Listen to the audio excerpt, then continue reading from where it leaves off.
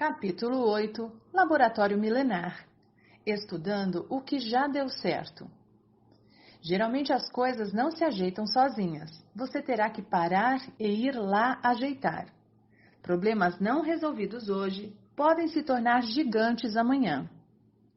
Ao longo de todo este livro, eu lhe mostrei dados preciosos sobre como você pode se tornar um especialista em pessoas. Mais que isso, eu apresentei a você teorias de relacionamentos que o ajudarão a se proteger contra ataques que possam atingi-lo de forma negativa. Conhecendo os que estão ao seu redor, bem protegido, refletindo o que deseja ao mundo, chegou o momento de entregar em suas mãos o grande trunfo de todo especialista em pessoas. Tudo aquilo que já deu certo. Sim, as ferramentas que vou disponibilizar para você agora são testadas há milênios e garantidas. O livro da sabedoria milenar, a Bíblia nos ensina, nos orienta, nos conduz à verdade. Seus 66 livros, que somam o Antigo e o Novo Testamentos, nos mostram como viver aqui na Terra e como lidar com outros seres humanos. Vamos nos basear no que já foi testado e aprovado, para podermos ser assertivos neste sopro de tempo que é a vida. Bem, todos nós morreremos um dia. Já sabemos disso, não é? A realidade, porém, é que vivemos como se isso não fosse verdade. Sabe qual é a realidade? A verdade nua e crua é que o dia do seu enterro vai revelar quem você realmente foi enquanto esteve nesta terra. Há quem seja sepultado como indigente e existem aqueles cujo funeral é transmitido ao vivo em rede nacional, pois trata-se da perda de seres humanos muito queridos. Há pouco tempo recebi uma ligação informando sobre o falecimento de uma conhecida. Eu a chamarei aqui de Eliane. Ela seria enterrada às 16 horas do dia seguinte na cidade do Rio de Janeiro. Eu estava em viagem e não pude ir. Depois do enterro, liguei para um amigo em comum e perguntei: como foi o enterro da Eliane? Ele então respondeu: não sei, eu não fui. Como assim? Você não era próximo da família? Indaguei. Ele seguiu dizendo: Tiago, nem eu e nem muitos dos familiares compareceram para prestar as últimas homenagens. Eliane era uma mulher difícil, fez muitos inimigos. Tem gente que parece até estar aliviada porque ela se foi. Os filhos estão mais preocupados com os bens que vão dividir do que com a partida da mãe. Amigos leitores, eu realmente acredito que ninguém gostaria de terminar assim, sozinho, sem ser amado, homenageado. Mas o fim de nossa vida é o resultado do que fizemos enquanto ainda respirávamos. Todos querem um final feliz. Contudo, para tudo acabar bem, precisamos construir o grande finale. Como falei no capítulo 4, quando abordei a teoria 2 em 1, final feliz só acontece se o construirmos diariamente.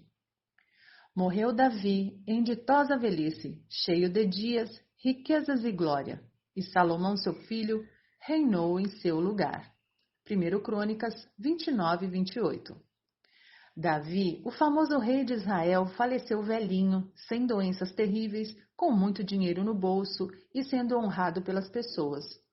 Você também deve saber que uma das maiores preocupações de quem construiu um legado é a sucessão, ou seja, quem vai dar continuidade a tudo que foi feito por aqui.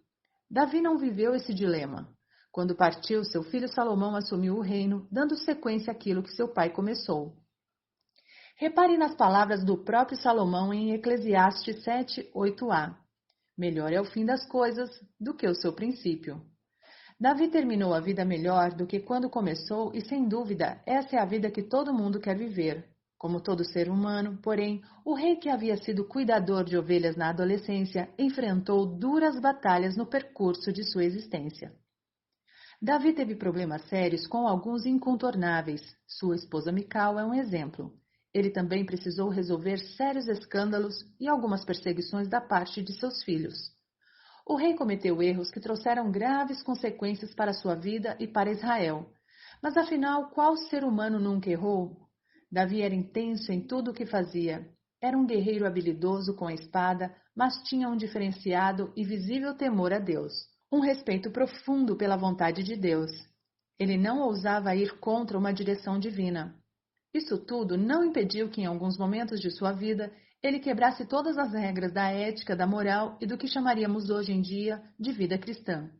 Por exemplo, ele deseja uma mulher que não é sua, se deita com ela, cria um complô para matar o marido dela e assim o faz.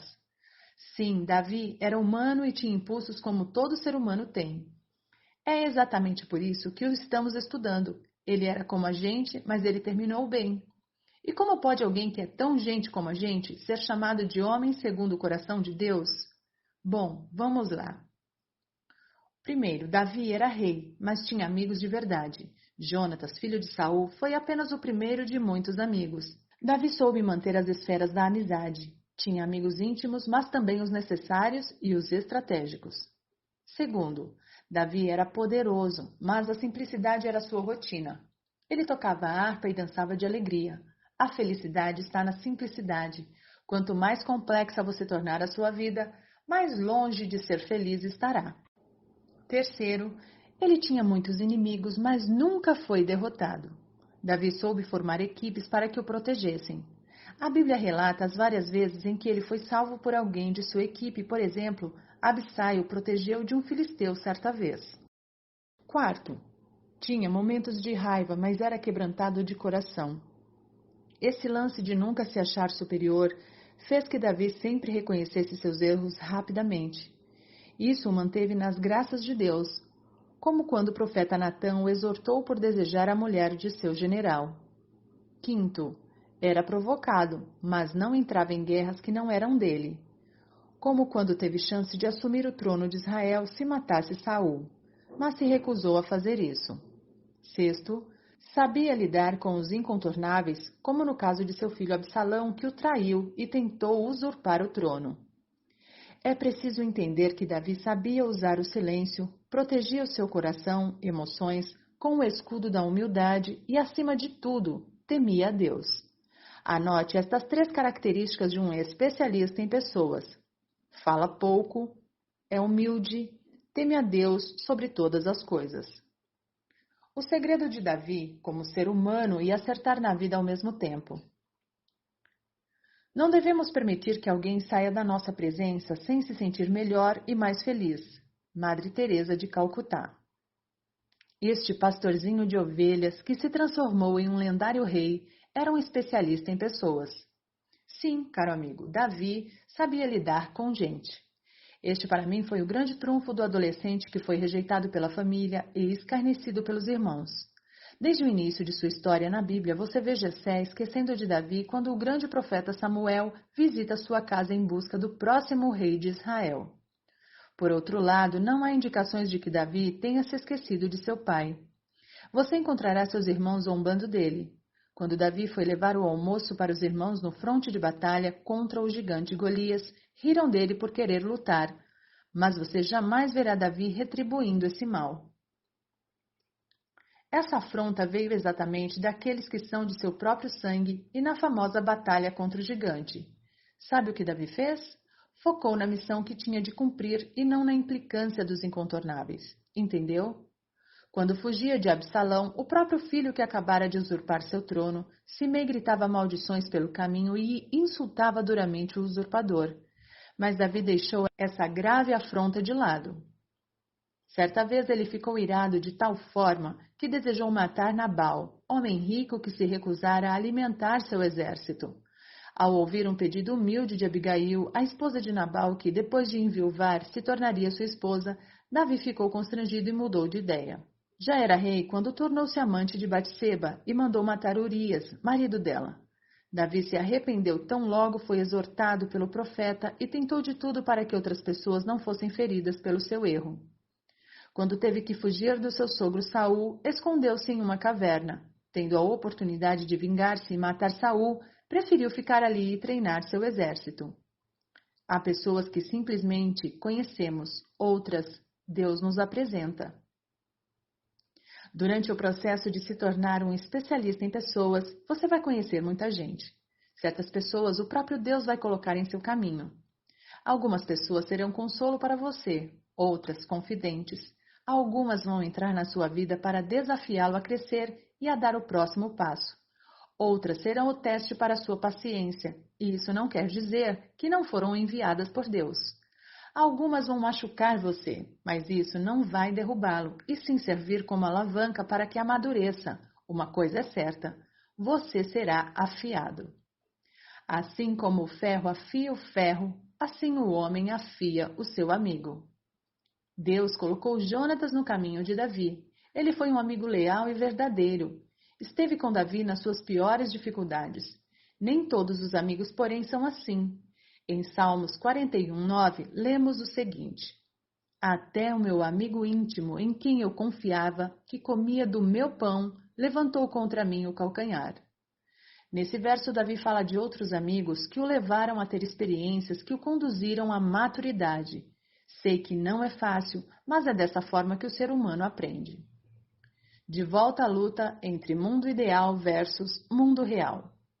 Começamos este livro falando sobre como seria bom se vivêssemos no mundo ideal.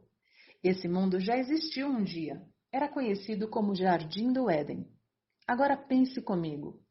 Ali o lugar era perfeito, a comida era perfeita, o clima era perfeito, a relação com Deus era perfeita, tudo era perfeito. E ainda assim, o ser humano conseguiu estragar tudo. Imagine agora este mundo real onde vivemos e que está longe daquela perfeição. A gente já conhece a teoria. Devemos amar uns aos outros, devemos perdoar 70 vezes 7, ou seja, todas as vezes. Devemos buscar a paz em todas as situações, devemos andar a segunda milha, devemos oferecer a outra face e por aí vai. Entretanto, vale a pena discutir essa questão.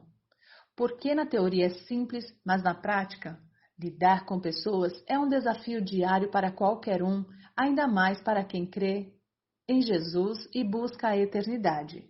Surgem então as perguntas: como amar uns aos outros? Como perdoar todas as vezes? Como buscar a paz em todas as situações? Para responder a essas perguntas, justamente devemos recorrer a 3 pilares fundamentais. Eles servem para resolver qualquer situação difícil que você tenha com qualquer pessoa com quem se relacione, quer seja nas 3 esferas da amizade, quer seja na teoria 2 em 1, no casamento, quer seja com incontornáveis, familiares, amigos de trabalho, vizinho de porta, etc., quer seja com contornáveis, pessoas com as quais você não convive, como o garçom que o atendeu no restaurante ou a moça do check-in no aeroporto. Vamos aprender mais sobre esses 3 pilares fundamentais para resolver qualquer situação difícil que você vivencie com pessoas, como aconteceu com Davi, o caso real da sabedoria milenar que estamos acompanhando neste capítulo. Oração. O primeiro pilar que sustenta uma pessoa e ajuda a resolver qualquer situação é a oração. Orar é consultar quem já ouviu no futuro. Uau! Se é possível consultar quem sabe o resultado de qualquer uma de suas escolhas, de maneira que você possa decidir a melhor alternativa, por que não? Antes de agir e de adotar qualquer estratégia, é preciso orar pedindo a Deus por sabedoria, clareza, direção e sinais. Você pode até tentar arranjar uma desculpa aí na sua cabeça do tipo: ah, mas eu não tenho religião, ou orar é coisa de fanático, ou ainda, ah, eu não gosto de orar. Veja isto então. Orar não faz que você tome parte de um sistema religioso. Orar não transforma você em um fanático. Orar muito menos tem a ver com o que você gosta ou deixa de gostar.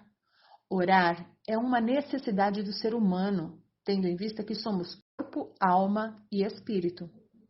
A comida é para o corpo, a inteligência emocional é para a alma e a oração é o alimento do espírito. Você pode até não gostar de almoçar todo dia, pode não ser fã de alguma verdura ou legume, mas nem por causa disso deixa de alimentar o corpo. Por que com o espírito você faria diferente? Orar é imprescindível. O corpo humano não sobrevive sem água e sem alimento. A alma também sofre sem oração, e toda a sua vida sofre consequentemente. Sabe o que acontece se uma pessoa ficar uma semana sem alimentos e líquidos?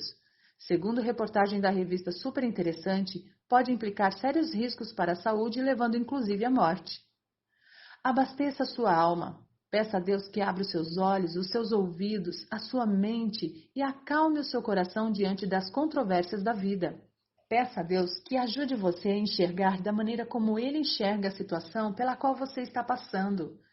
Não deixe de pedir dicas de como Ele resolveria essa situação se isso dependesse exclusivamente dele. Acredite, Ele responde. Veja, desde o começo estamos trabalhando aqui neste livro com vários conceitos de desenvolvimento pessoal chamados seculares. Isso significa que eles não pertencem necessariamente à forma de pensamento cristã. Fiz isso porque a ciência existe para nos ajudar com ferramentas que nos levem a crescer. Contudo, eu posso afirmar que, se com Deus é difícil, sem Deus, torna-se impossível a arte de suportar uns aos outros. Para quem tem a força divina, tudo fica muito mais fácil, a vida torna-se mais leve. Isso não significa que não há problemas, quem dera. Significa, na verdade, que você possui a sabedoria milenar divina para compartilhar suas dores e para a qual pedir orientação. Entenda que estou falando de Deus, não de religião. Muitos religiosos vivem uma vida pesadíssima, pois nunca conheceram a Deus, apenas adoram as regras que os homens criaram em nome dele. A ciência existe para somar, acrescentar, catalisar nosso desenvolvimento como seres humanos, mas eu sei que, sem uma conexão divina, tudo torna-se vazio e sem sentido. Nosso desenvolvimento humano só tem plenitude diante da busca pela eternidade. Nosso destino é a eternidade. Esta terra é apenas o processo para chegarmos lá. Se você leu o livro com bastante atenção, já deve ter percebido que os preceitos milenares embasam todas as teorias apresentadas aqui. Então, se você quer realmente ser um especialista em pessoas, a oração é fundamental. Quando eu era criança, meu pai sempre me dizia: Tiago, a oração é a chave da vitória. Parece clichê, mas deu certo comigo. Nunca quis ser um perdedor na vida, então eu sempre orei bastante. Segui os conselhos do meu pai, que até hoje me cobra diariamente uma vida de oração. Falar com Deus, que é o verdadeiro sentido de orar, tem efeitos poderosos e imediatos. Quer um exemplo? Dê uma olhada na mala abaixo. Imagine agora que eu vire e fale assim para você: eu tenho uma recompensa absurdamente maravilhosa para você. Garanto que vai valer muito a pena. Contudo, para ganhar a recompensa e todos os benefícios decorrentes dela, você vai precisar carregar essa mala aqui por um percurso de 10 quilômetros. Depois que você conseguir completar esse trajeto carregando essas coisinhas aqui, tudo vai fazer sentido na sua vida e você será muito mais feliz. Você se assusta um pouco, mas se sente empolgado com a recompensa. Então, você se dispõe a avaliar mais de perto o peso e o volume que vai precisar carregar. Dá apenas uma conferida melhor na bagagem. Pensa num volume e num peso. Vai ser sofrido, hein? Agora vamos mudar um pouco o cenário da situação. Imagine que eu pegue todas essas coisas que você vai precisar carregar e só troque de mala. Eu concentro então todo o volume em uma única mala de rodinhas. Perceba, eu não propus mudar o peso é o mesmo. Tudo o que mudou é que ficou muito mais fácil carregar. Assim é a vida de uma pessoa que tenta se relacionar com as outras sem oração, sem o Espírito Santo, sem colocar em prática os preceitos bíblicos, em comparação com outra que utiliza o poder de Deus na sua vida. Com o poder de Deus, a oração fica mais fácil carregar o peso do dia a dia, o peso dos defeitos das pessoas e dos erros que elas cometem contra a gente. Não é religião, é fé com estratégia. Inteligência emocional. O que a ciência chama de inteligência emocional, a Bíblia já mencionava como fruto do espírito: amor, alegria, paz, longanimidade, benignidade, bondade, fidelidade, mansidão e domínio próprio. O segundo pilar que sustenta qualquer pessoa e ajuda a resolver qualquer situação é a inteligência emocional. Ter inteligência emocional não é se negar a ter pensamentos e sentimentos negativos. Também não é se culpar por ser arrebatado por pensamentos e sentimentos indesejáveis. Como relembramos no começo deste capítulo, há uma grande diferença entre o mundo ideal e o mundo real. Neste mundo real, você terá sim esses pensamentos e sentimentos não ideais. Num famoso estudo liderado pelo falecido Daniel Wegner, professor de Harvard, foi solicitado aos participantes que evitassem pensar em ursos brancos. Quando questionados, eles relataram que tiveram dificuldade para fazer isso. Da mesma forma, se eu falar agora para você, não pense em inveja, ou não pense em coisas feias ou reprováveis, Você provavelmente será induzido a pensar sobre isso. Você alguma vez já fez dieta? Já fez uma daquelas bem restritivas, cheias de proibições? Caso já tenha feito, certamente você vai se lembrar de que até sonhava com pizza, bolo recheado, lasanha, refrigerante, batata frita, sorvete, chocolate. Que delícia! Isso nos faz até lembrar daquele verso da música: tudo que eu gosto é ilegal, é imoral ou engorda. Acontece que a inteligência emocional entra na parte do que é evitável. Se é inevitável controlar, parte de Deus, o que você pensa e sente é evitável permitir ser fisgado por esses pensamentos e sentimentos como um peixe no anzol. Entende? É assim. Você não tem como não controlar o que acontece a você, partindo de outros. Mas a boa notícia é que você tem sim a habilidade de controlar como reagirá a partir do que fizeram contra você. Vamos lá, eu vou dar algumas dicas para que você desenvolva inteligência emocional a partir de agora. Em primeiro lugar, reconheça os seus padrões. Evite situações ativadoras dos gatilhos que trazem à tona coisas que você quer evitar. Anos atrás, resolvi anotar toda vez em que eu ficava nervoso com algo e me descontrolava de alguma forma. Para isso, eu montei um rascunho com algumas perguntas simples em um papel. Quando? Com quem? Por quê? Onde? Nessa época aconteceu algo que me marcou. Eu pedi para a Giannini transferir uma pequena quantia financeira para a minha conta pessoal, pois eu iria sair com alguns amigos. Como ela administra os recursos aqui de casa, por estar atarefada, ela simplesmente reclamou e disse que, quando ela tivesse um tempo, faria. Eu explodi de raiva instantaneamente e falei em voz alta: esse dinheiro é meu! Foi uma cena tão ridícula e absurda que eu, na mesma hora, caí em mim e pedi perdão.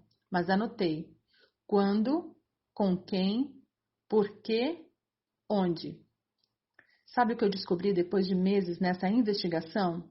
Havia um padrão para as minhas explosões. O gatilho para isso acontecia quando eu queria fazer algo que me desse prazer, como sair com amigos ou ir a um estádio de futebol assistir a um jogo, e minha esposa, neste caso, me limitava com uma desculpa de tempo, nesse caso. Interessante lembrar que eu nunca explodi em público, foi sempre em casa. Então, vamos lá. Quando? Ao buscar situações de prazer. Com quem? Com minha esposa. Por quê? Ela controlava os recursos financeiros e estava me limitando. Onde? Em casa. Concluí dessa forma que o meu gatilho era acionado quando um prazer era barrado por causa de dinheiro. Gente, isso é libertador. Você só muda aquilo que identifica. Esse gatilho estava totalmente relacionado às minhas privações de vida. Como passei muitas restrições financeiras na adolescência e até na vida adulta, eu não admitia emocionalmente ser podado por falta de algum recurso. Também descobri em mim um grande ato de covardia, pois jamais tive coragem de fazer isso com outra pessoa, além da Giannini. Somente em casa e com a parte mais frágil da minha relação 2 em 1, que é a minha esposa. Posso dizer que estou falando do meu passado. Isso já faz anos. Identifiquei, me arrependi e corrigi. E você? Que tal fazer um check-up emocional? Em segundo lugar, tente racionalizar as situações. Nomeie seus pensamentos e suas emoções. Seja honesto com você mesmo. Nomeie seus sentimentos. Diga em voz alta na frente do espelho, por exemplo: eu estou sentindo ódio. O nome desse sentimento é raiva. Em seguida, questione: por que estou sentindo isso? Em relação a quem? É um sentimento real ou estou imaginando coisas? E agora, o que devo fazer?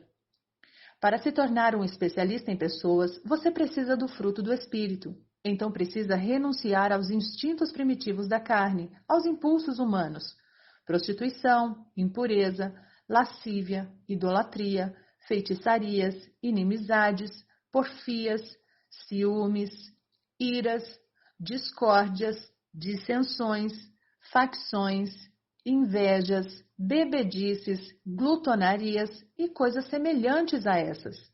É certo que ninguém conseguirá ser um especialista em pessoas se as obras da carne forem maiores que as do espírito, inteligência emocional.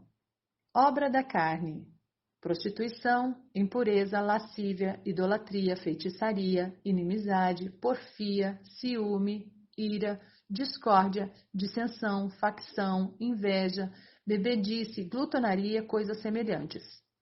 Obra do Espírito: amor, alegria, paz, longanimidade, benignidade, bondade, fidelidade, mansidão, domínio próprio. A diferença entre os animais irracionais e os seres humanos é esta: você foi criado à imagem e semelhança de Deus. Você tem o poder de refletir sobre as coisas e decidir quebrar um ciclo de ódio. Afinal de contas, historicamente falando, nunca um odioso se deu bem na vida. Você sabe, teoricamente, como resolver cada situação e procurar aproximar cada vez mais a realidade da teoria.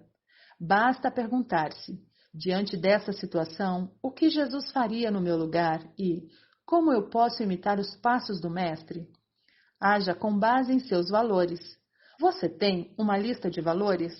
Não? Faça agora mesmo essa lista. Coloque nela tudo aquilo que você jamais negociaria.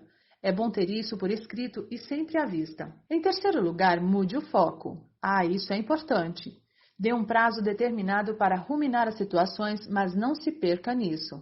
Quem cultiva um pé de limão não pode esperar colher uma laranja, não é mesmo? Então, da mesma forma, perca tempo cultivando apenas aquilo que você deseja colher. É a famosa lei da semeadura. Ruminar situações difíceis e decidir reagir da forma mais acertada não pode ser uma ponte para um processo de lamúria e murmuração. Não adianta nada agir corretamente e depois ficar lamuriando a situação. Portanto, mude o foco. Decida, haja sobre a situação difícil e em seguida olhe para as demais coisas da vida, preferencialmente aquelas que proporcionam a você prazer e alegria. Se você, por exemplo, tem muita dificuldade de lidar com um incontornável e já decidiu que vai aturá-lo apenas nas festas de família, acostume-se com a ideia e pense numa recompensa para logo depois. Se dê de presente, por exemplo, uma tarde no sofá, um passeio no parque, um momento de alegria, fazendo algo de que você gosta e que lhe traz prazer. Lembre-se de que a oração é o primeiro pilar e entregue a Deus esses momentos todos. Dessa forma, você poderá sempre estar com o coração limpo, sem se apegar demasiadamente a situações difíceis, ou seja, sem ser como um peixe fisgado pelo anzol da raiva, do ressentimento, da mágoa. O mais importante dessa entrega é que você deixe de ser alvo, percebe? A ofensa é a maior estratégia do nosso inimigo para abrir um buraco em nosso coração. Se você não permite que ela entre, não é fisgado. O mesmo serve para as suas ações. Não ofenda e não cultive ofensas. Lembre-se de que a sua alma não é território alheio. Você tem a custódia das suas emoções. Comunicação não agressiva. Sinto-me tão condenada por suas palavras, tão julgada e dispensada. Antes de ir, preciso saber. Foi isso que você quis dizer? Antes que eu me levante em minha defesa, antes que eu fale com mágoa ou medo, antes que eu erga aquela muralha de palavras, responda: eu realmente ouvi isso? Palavras são janelas ou são paredes? Elas nos condenam ou libertam. Quando eu falar e quando eu ouvir, que a luz do amor brilhe através de mim. Há coisas que preciso dizer, coisas que significam muito para mim. Se minhas palavras não forem claras, você me ajudará a me libertar? Se pareci menosprezar você, se você sentir que não me importei, tente escutar por entre as minhas palavras os sentimentos que compartilhamos. Esse poema de Ruth Beber-Meyer está no livro Comunicação Não Violenta. Como é forte a mensagem que ele transmite, que confronta em meio à doçura da poesia. A mais dura realidade é que pode existir um abismo entre o que eu falo e o que você entende sobre o que eu falo. Quem nunca foi mal interpretado ou interpretou algo de maneira equivocada, que jogue a primeira pedra àquele que também nunca falou algo e se arrependeu pela forma como se comunicou. Sim, caros leitores, a comunicação é uma ferramenta importantíssima na construção de relacionamentos. Mais que uma ferramenta, Ela é um pilar, porque ela, assim como a oração e a inteligência emocional, sustenta as relações. Você jamais pode ser receptor ou portador, por exemplo, de fofocas e diz que me diz. Você, de forma alguma, pode mandar indiretas pela internet ou falar mal pelas costas. Foi o principal exemplo de ser humano quem nos ensinou isso, o próprio Jesus. Ele, que foi e é o maior especialista em pessoas de todos os tempos, chamou os fariseus de raça de víboras, mas disse isso na cara deles. Não falou pelas costas, cochichando com os discípulos. O problema não é o que se fala, é como se fala. É por isso que, para se tornar um especialista em pessoas, você precisará entender a importância de se comunicar de maneira assertiva. Comunicação assertiva é um tema tão vasto e tão importante que por si só rende um livro inteiro. Contudo, decidi resumir para você as lições que eu considero as mais importantes para uma comunicação bem-sucedida. Afinal de contas, a minha preocupação aqui é não ser teórico demais, mas municiar você com ferramentas que no dia a dia vão lhe permitir lidar melhor com as pessoas ao seu redor. Vamos lá!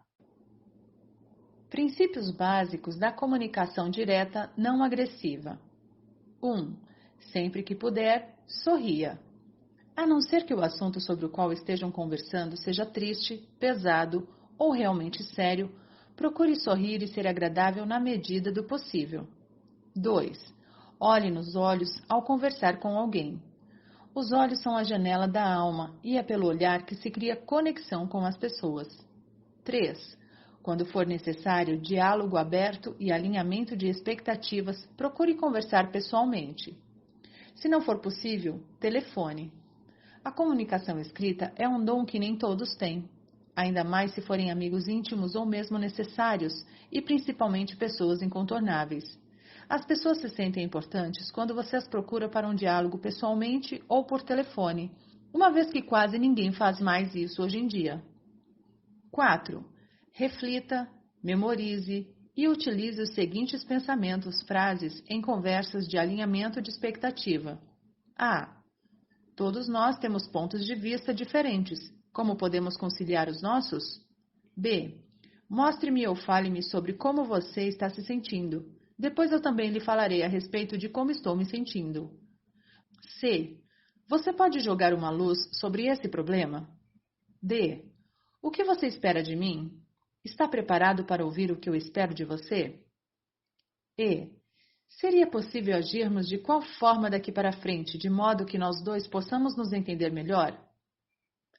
5. Em casos de confronto ou diante de uma agressão, procure utilizar os seguintes pensamentos, frases. A. Seja objetivo. Quem muito fala tende a se arrepender muito. B. Gostaria de discutir esse assunto de maneira breve e precisa, sem agressões pessoais. Podemos chegar a um acordo? C. Gostaria de discutir esse ponto com tranquilidade. Por favor, pare de me provocar. D. Não vamos nos desviar do objetivo da conversa. E. Esse comentário é ofensivo. Acho que teremos que encerrar nossa conversa por aqui, para que não nos exaltemos nem percamos a razão. Ao olhar inicialmente para essas ferramentas de comunicação, pode parecer coisa de filme pensar em agir assim diariamente.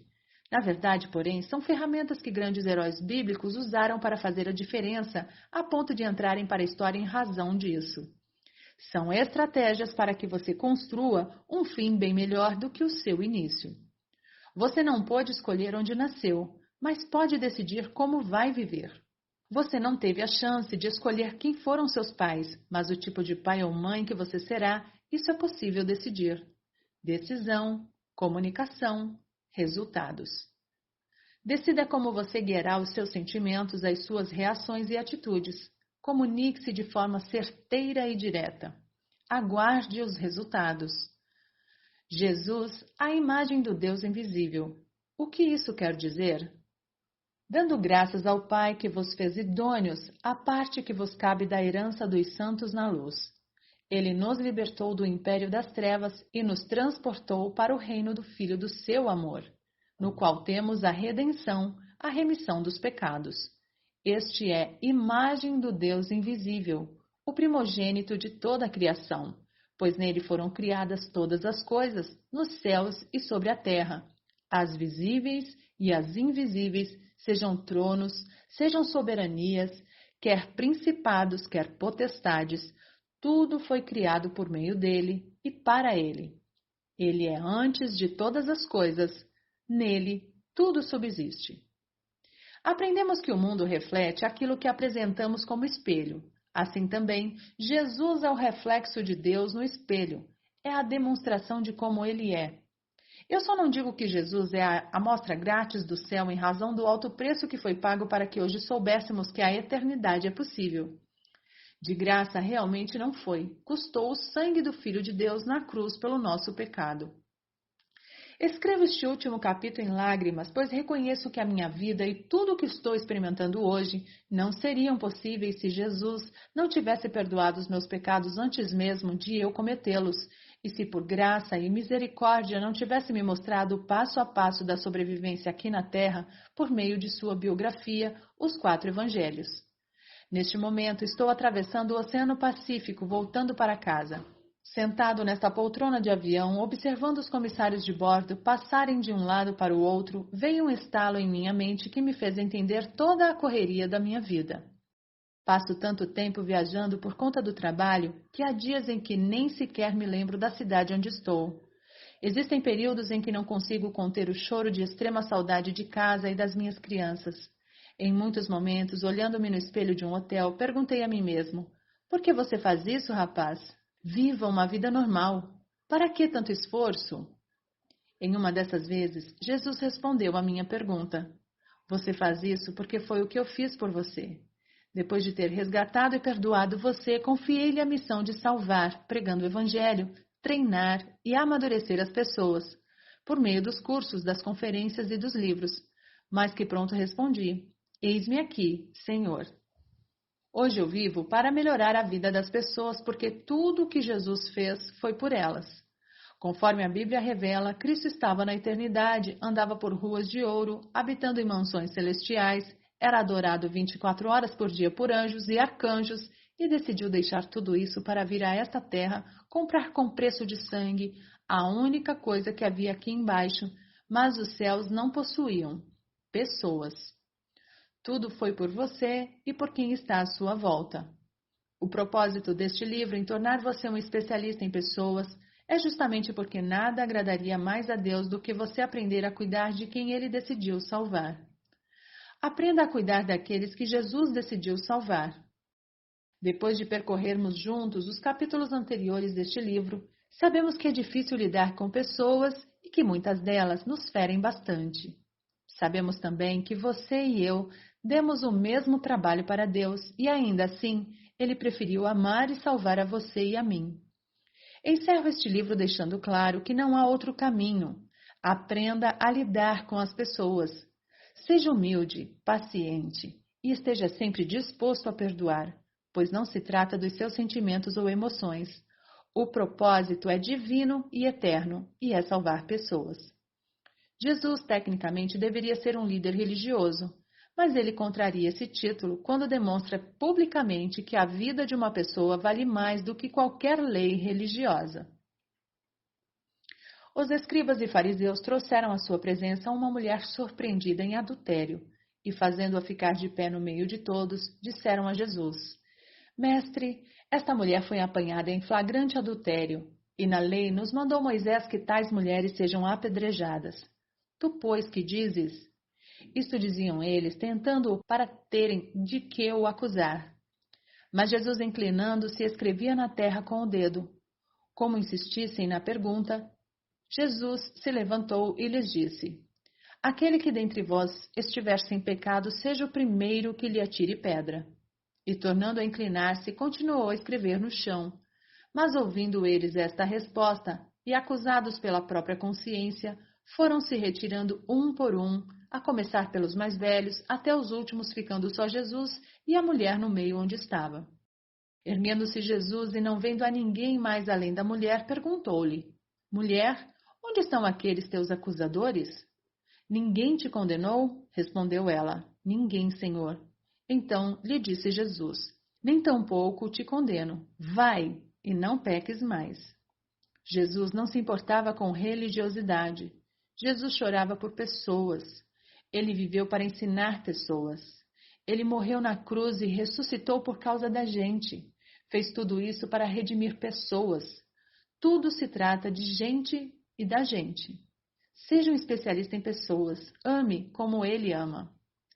A culpa pode ser do fofoqueiro, mas a responsabilidade é sua que conta segredos para quem não deveria ter acesso ao seu coração.